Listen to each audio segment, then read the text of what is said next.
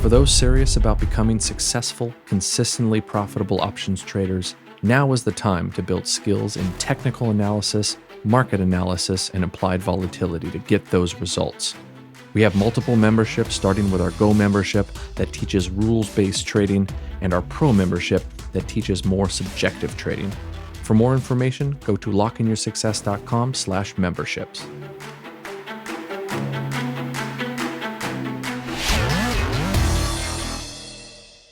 Hello everyone, my name is John Locke and I'd like to welcome you to The Winning Trade, but first the required disclaimer material. This presentation is given for educational purposes only. We're not broker-dealers or financial advisors and we're not making any specific trade recommendations. Also, please be aware your risk in trading options is substantial and please make sure you are aware of all your risks prior to placing any trades. Also note that in this presentation, we are including hypothetical computer simulated trades and the results are believed to be as accurately represented as possible. Keep in mind live results can vary from simulated results for many different reasons.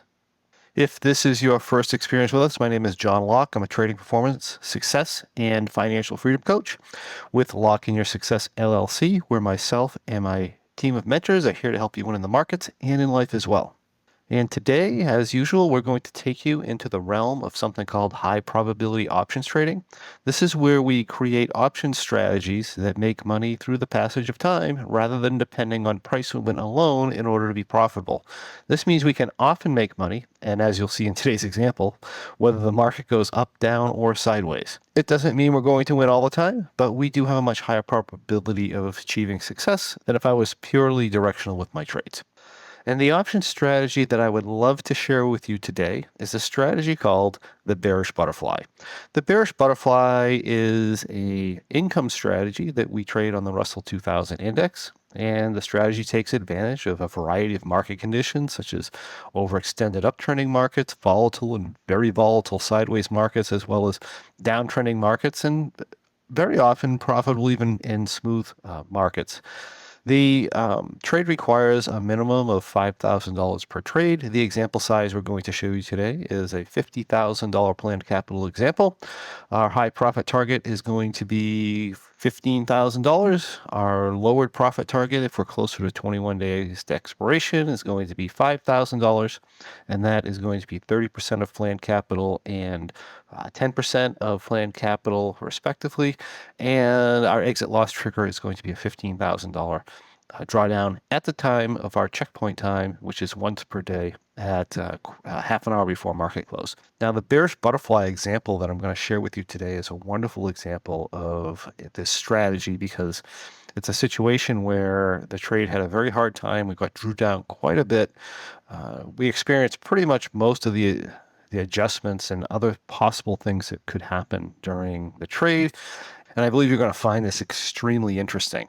So let's take a look at the trade. But before we get going on it, let me first mention that please like and share and comment on our videos. We are here to help you become more successful in the markets, and it helps us to help you if you support our channel. So please like and subscribe. And with that, let's take a look at the Bearish Butterfly. So this position is a March 2024 expiration.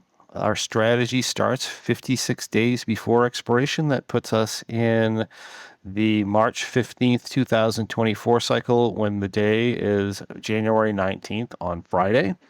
What we're going to do is we're going to enter a butterfly with 50-point wings. In this case, we're doing an iron butterfly.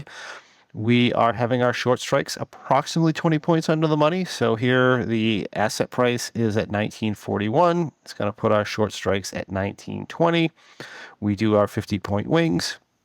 And this is what we look like on an analyzed graph. We are negative delta, which comes in the name, hence the Bearish Butterfly. The trade isn't always negative delta, but it started that way. And the way that it works is we have a control point. So we call a control point of 1920 because that's where our short strikes are. And then we have a adding sequence and a rolling sequence. So this entry strategy is a scaling and entry strategy based on price point. As the price goes up to, for example, if we go up to 1960, we will be 40 points over our reference point or our control point, which is 1920. When that happens, we're going to add in a second third of the position, which is going to be another butterfly entry 20 points under the money.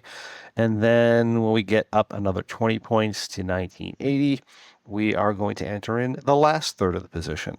And then we will be what we call fully scaled in. From there, every 10 points, we are going to pick up and roll the lower butterfly to a higher level until we get to a certain point where we're going to stall the roll until we get another price point. So you'll actually have an example of that. So we'll talk about it. And then to the downside, if we're scaled in, we scale out. If we get positive delta outside of our expiration break even here, where it crosses the zero line, then, and we're positive delta, we're going to tend to roll back. So that is basically what's going on. We have a $50,000 planned capital. We start out with about $8,000. Sometimes that's all that gets in the trade. And if you have a nice high profit target with only $8,000 on the trade, that's better than 100%. If we get fully scaled in, we have to make multiple rolls. Sometimes we get up there at the $50,000 range. And exit loss trigger 15,000. I think we're good to go. So let's, this actually had a lot of adjustments. Again, this was a very difficult price cycle. We had the trade get fully scaled in, fully rolled up, hit the roll stall. We ran out of options in our options expiration cycle. We'll show you how we dealt with that. Fully scaled out backwards and then had to scale back in again. So it is a challenging and really great example of the trade. And yes, we got drawn down quite a bit, but you want to hang in there. So anyway, here we are, January 19th. Let's go to our next adjustment. What happens here is we were in 1/3 and we got a fairly large price movement here that exceeded our add point at 1960, exceeded our add point at 1980. So what we're going to do, we're going to come in here and put some butterflies at 1940 and 1960. And we are now fully scaled in. We're down about 620, in good shape for the market to reverse. Let's see what happens from here. It's the 22nd. We'll go to our next adjustment. What happens here is, let's see, our original point was we had a 1960 add, we had a 1980 add, we had a roll at 1990, we had a roll at 2000, and we have another one at 210, but we haven't quite hit it 210. So we're going to have to do what we call two rolls. We're going to have to pull off our butterflies at 1920, our butterflies at 1940. We're going to put them to 1980 and 2000. So let's do that. And this is our new position here. When we have to make this many adjustments on the position, which is not that common, we do start to take on a little bit of downside risk. So that does happen. And this is where we are now. Let's go to our next adjustment. And let's see, this is going to be our asset price goes to 2047. So this is going to be a 2000 roll. I'm going to look at the T-log quickly. And on the 12th of February, we have a 2000 roll and our 2020 roll. And then we hit what we call maximum rolls. So at some point, we don't allow any further rolls in the position. So if we come into here, this is what we looked like before. Market went way up into here. We end up rolling out this one here and this one here. So we bring that to 2020 and then to 2040 with our short strikes. Our roll to 2050 is also possible. So we're going to do that also. And we're going to end up in short strikes of 2060, 2040, and 2020. Our next roll point trigger is not going to be an actual roll trigger anymore, because what's going to happen is we do not let the price get too far ahead of our short strikes. In other words, I don't start rolling ahead of the price until this gets to 2065. So our next adjustment here is 2065. Okay, so now we have our short strikes at 2020, 2040, and 2060. One of the things that happened here is I ran out of strikes. My long strike should be up here at 2010, but I don't have it. We can deal with that in multiple ways. The way I decided to deal with it in this particular case, we just cut the wing back to the 2100.